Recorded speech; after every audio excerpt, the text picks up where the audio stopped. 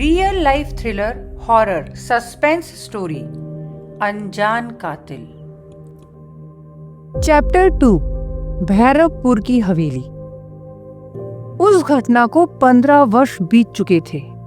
भैरवपुर अब बहुत पीछे छूट चुका था, या यूं कहें उसे पीछे छोड़ देने की नाकाम कोशिश की गई थी। नागेश और परवेश दोनों ही भैरवपुर छोड़ चुके थे। हवेली, जमीन, गांव सब स्मृतियों में दफन कर दिए गए थे। समय बीता, जिंदगी आगे बढ़ी। नागेश को अपनी पत्नी से एक पुत्र हुआ, आर्यन। परवेश की गोद में आई एक पुत्री, नीतू। दिल्ली के एक आलीशान अपार्टमेंट में आज दोनों भाई आमने सामने बैठे थे। शीशे की दीवारों के बाहर शहर अपनी रफ्तार में दौड़ रहा था। परवेश ने चुप्पी तोड़ी। भैया, क्या भैरवपुर की हवेली बेचने का फैसला सही है? नागेश ने बिना हिचक उत्तर दिया। हाँ परवेश, हमारा बिजनेस अब उस मोड़ पर है जहां अगर हम ये 50 करोड़ का निवेश कर दें तो कंपनी का वैल्यूएशन 500 करोड़ से ऊपर चला जाएगा। परवेश कुछ पल चुप रहा, फिर धीमे स्वर में बोला, लेकिन भैया, हमारे पूर्वज नाराज नहीं हो जाएंगे? जमींदार अपनी जमीन ऐसे नहीं बेचते। नागेश ने कुर्सी से टिकते हुए कहा, मुझे पता है, पर उस हवेली का हमें खरीदार मिल चुका है, और अगर ये पैसा अभी बिजनेस में लगा दिया तो ये एक गोल्डन अपॉर्चुनिटी है। परवेश ने हल्की सी सांस छोड़ी।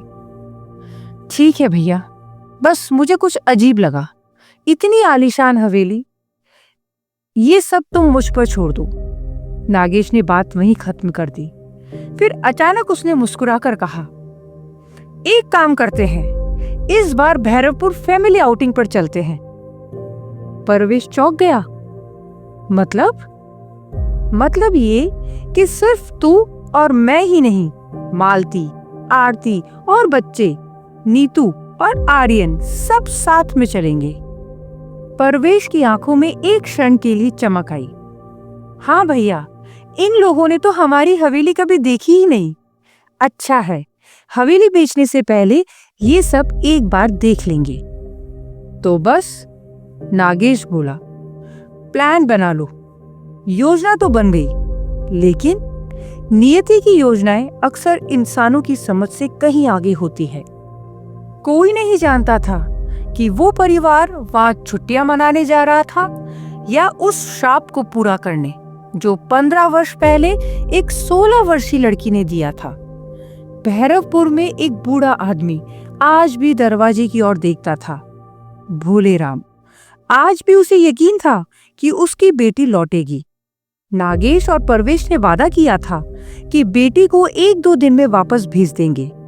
शायद उस बूढ़े पिता की उम्मीद और उस लड़की का मौन श्राप दोनों मिलकर इस परिवार को फिर उस हवेली की ओर खींच रहे थे, जहां शायद उन्हें कभी नहीं जाना चाहिए था।